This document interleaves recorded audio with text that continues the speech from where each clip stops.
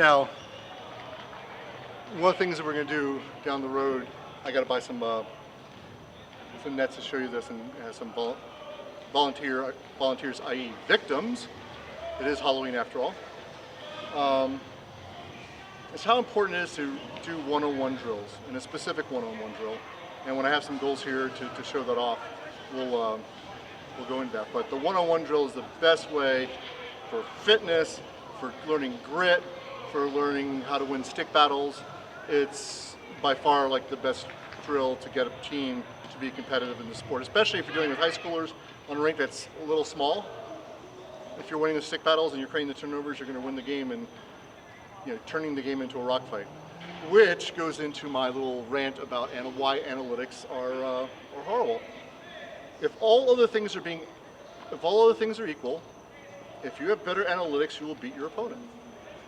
But there's so many things in sports that are not measurable that you lose things when you overly rely on analytics.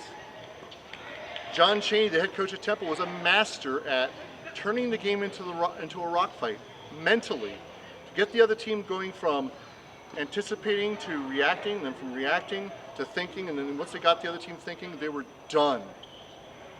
You have sports psychologists whose sole purpose is to teach their players to maximize the flow of their performance. That part of it, as far as motivating ADHD kids, I'm really good at. I'm also really good at the opposite. That's the dark sports psychology, the dark empathy, as I like to call it. The things where you can get into somebody else's head and get them off their game. The part where Tom Brady says defenses aren't as good as they used to be is because that mental part of the game is not reflected in the analytics. Hell, there are things that they can't even measure in a human brain when they're alive, like CTE, because they're dealing with molecule-sized things. So this is the huge blind spot in sports analytics. Having someone like Rickey Henderson steal out of bases, well, that stolen base didn't, only leads to a run. Yes, but it creates tension on the pitcher, creates tension on the infielders, creates tension in the catcher.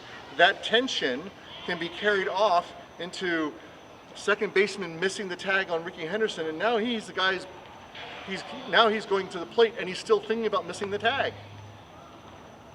Creating that kind of noise in someone else's head is not measurable in analytics, but it affects the flow of performance for the other team. And this is where analytics falls way short. My graduate works in theoretical mathematics, and I approve this message.